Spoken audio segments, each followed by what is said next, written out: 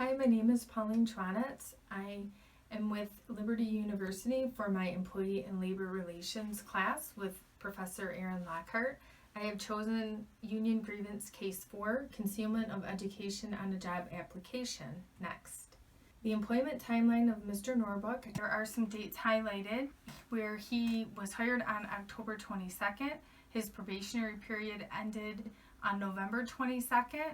On January 18th, there was a collective bargaining agreement that expired and a strike began.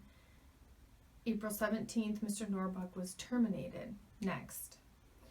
The overview of Grievance 35. I am the Local 55 Grievance Committee Chairperson, here to discuss the dismissal of Jim Norbuck. The union believes that Mr. Norbuck was singled out and targeted for his involvement with the creation of union pamphlets, which were distributed to striking workers, urging them to maintain solidarity.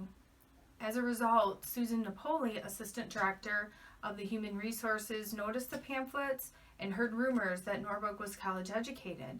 This initiated an investigation into Norbuck's background, both his previous employment and education. As a result, Mr. Norbuck was terminated for falsifying his employment application. He did not include his college education as it wasn't pertinent to the position that he was applying for.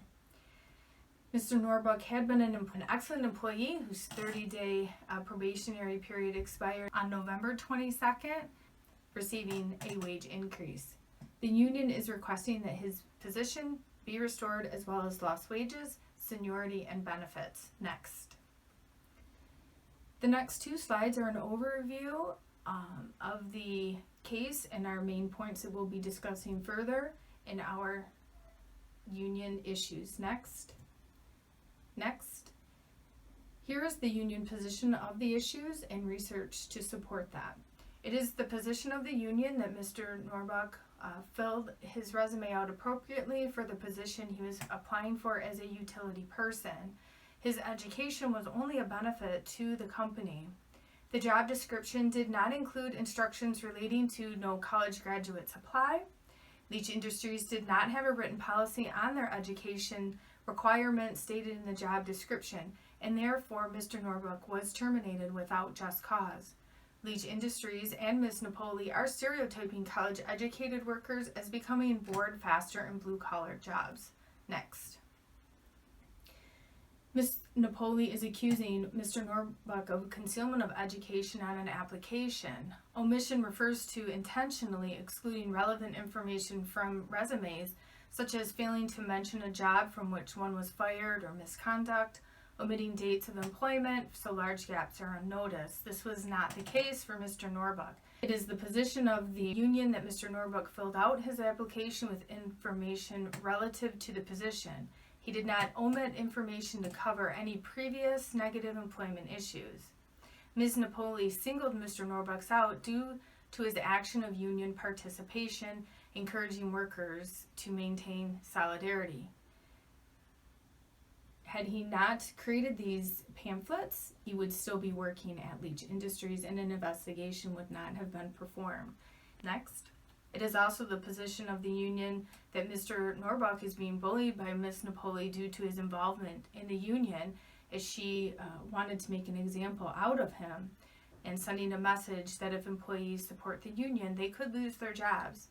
Mr. Norbuck was dismissed without charges first discussed with the shop steward, which the position of the union is a violation of the contract, Article 8, Section 1. The union also believes that Mr. Norbuck's rights were violated under Article 11, Section 1D, where his probationary period had expired in which he successfully completed, and Ms. Napoli could have conducted any investigations there or had questions in regard to his application done at that time.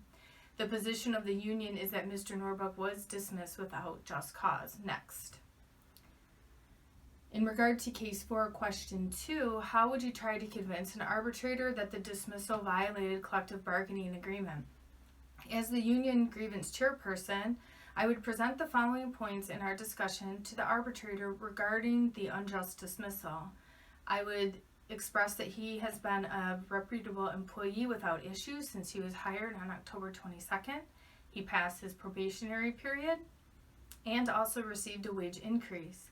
He submitted his application with respect to the position without any embellishments of his credentials.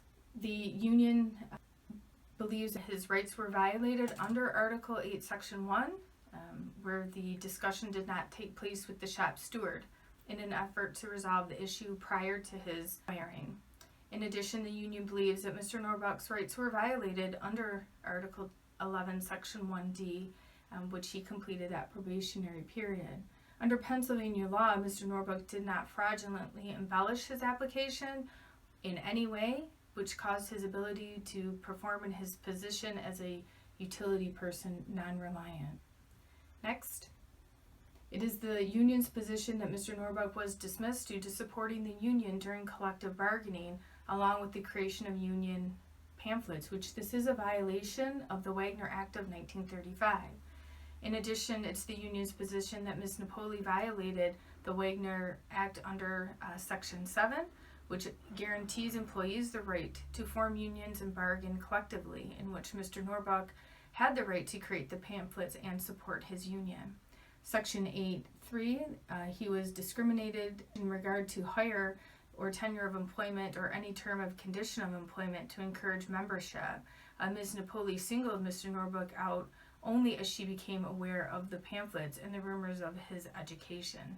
Next, the plan of action is that Mr. Norbuck be exonerated of all charges, reinstated his position, be given full seniority, and compensated for lost wages and benefits as a result of unjust dismissal. Next.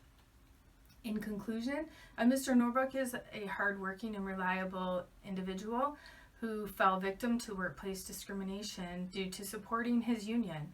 As a result, Mr. Norbuck was dismissed without just cause.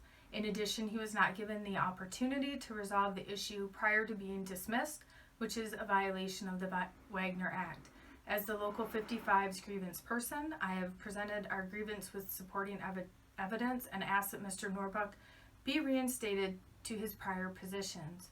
Galatians 2:16, know that a person is not justified by the works of the law, but by the faith in Jesus Christ. So we too have put our faith in Christ Jesus, that we may be justified by faith in Christ and not by the works of the law, because by the works of the law no one will be justified. Thank you.